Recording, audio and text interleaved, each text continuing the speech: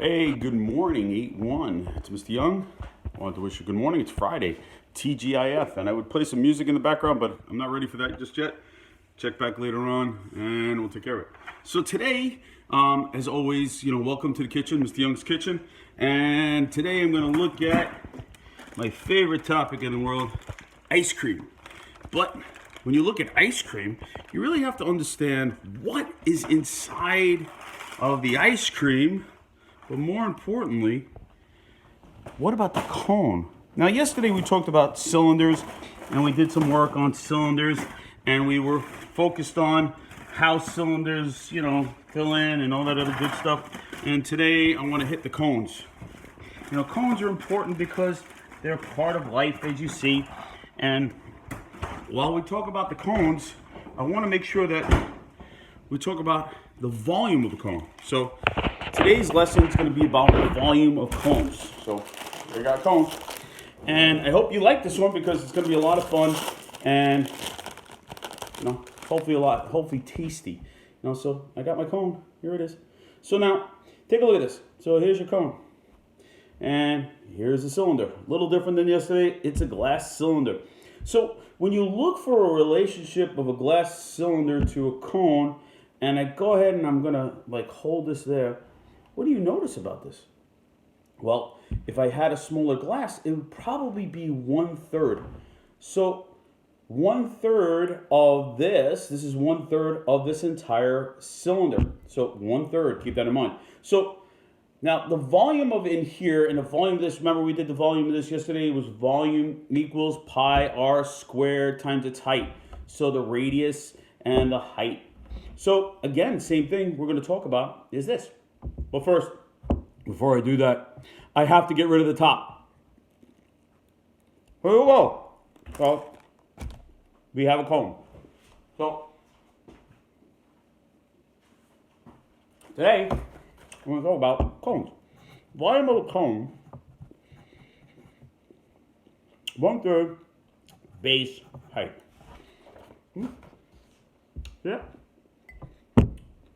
Now, base, big. When you solved it yesterday, you learned that base equals pi radius squared, right? So now we're going to make this formula a little bit bigger. So I need you to write this down. So volume of a cone equals 1/3 pi r squared times height. So that's our formula that we're going to use. And I'm going to get my ruler, and we're going to do some things with it like we did yesterday. So here we go. But I took the top off of the cone. All right. Ruler. All right. So in real world applications, this is your friend. Mr. Young's ruler. This one's probably about 12 years old because I go through them like water. It is the way it is. So taking a look at this. So let's take a look at my cone. Now, my cone with the top off because I ate it and I'm kind of looking forward to it. So I want to measure the height, and I'm going to measure the height from the tip of the cone to the base. And again, real world, I'm only using inches. I got 3 inches, so my height is 3 inches. So you're going to make a note of that on your side. H equals 3 inches. Great, right? So now, the base. The circle at the bottom is called the base. And although it looks like it needs to be eaten, I got to wait a little bit because I got to wait. All right. So when you look at the circle, you want to measure the diameter. So I'm going to go ahead and I'm going to measure my diameter, and I'm going to find out that it's 1.5 inches. According to my circle, I have 1.5 inches. So the diameter, which is the length of the circle from edge to edge, just like in a cylinder, from edge to edge, we're going to go ahead and we're going to write 1.5. So diameter equals 1.5 inches. And I wrote it just like that. So now, but I want to know how much I'm going to eat of this, so I got to get ready. So I know there's ice cream in there. And Giselle, you're probably going crazy because you watch me eat the cone. So here we go. I got to take, now, yesterday when we talked about diameter, we talked about how to find the radius. And if you remember, radius is 1/2 of the diameter. So I got to cut it in half. So what is 1/2 of 1.5? Well, it's 75. So the radius is equal to 0.75. So if I double up on that, I get 1.5. So now I have my height, I have my radius, and I have my formula.